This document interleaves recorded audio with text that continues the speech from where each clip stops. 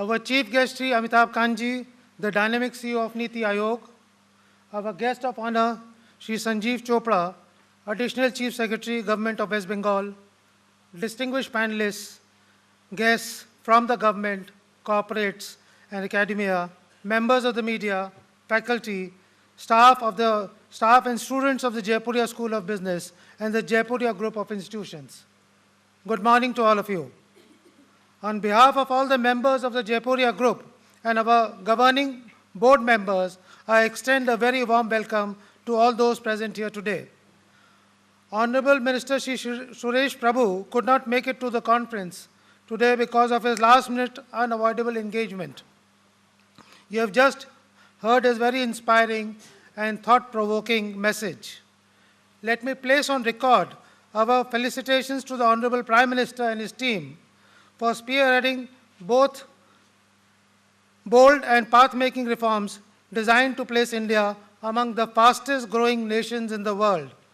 The recent report of the World Bank has commended India for taking strong initiatives and have helped us move 30 spaces, breaking up to the top 100 nations in ease of doing business. This indeed is a monumental testimony to the speed of reforms and governance in India today. The reform, perform, and transform initiatives of the government has made the whole world take note of India. Shri Amitabh Kanji, as the first Chief Executive Officer of Niti Aayog, the successor of the Planning Commission, you had a Herculean task to shift the nation's mindset from a top-down controlled economy under the Planning Commission's superintendence to a more participative, inclusive movement for a transformation of India. Sir, you have been an inspirational force in transforming India through the decades, from the God's own country to incredible India and now Make in India. These ideas were and are path-breaking, full of hope, has electrified the nation. I extend a hearty welcome to you, sir. Shri Sanjeev Chopra ji, you have had a long distinguished career in the Indian Administrative Service as the Additional Chief Secretary of Agriculture in the West Bengal government. You are engaged in the welfare of the rural people in India. Your state is considered a model in putting welfare of the farmers center stage. We are privileged to have your presence here today. The global economic scenario as per IMF is improving since 2016, with the GDP growing from 3.1% to 3.4% in 2017 and further predicted to grow to 3.6% in 2018. This has happened despite the socio-political and economic changes taking place in the global environment. It has been a decade since we had the global financial crisis in 2008. The election of Donald Trump in USA and the anti-trade and anti-global rhetoric is leading to a new world order of protectionism and changing rules on uncontrolled migration of labor.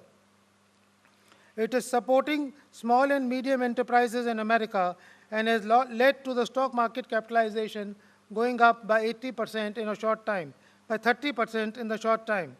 The Brexit referendum and its exit from the Eurozone has led to a resilient UK economy which is looking for a deeper engagement with the rest of the world.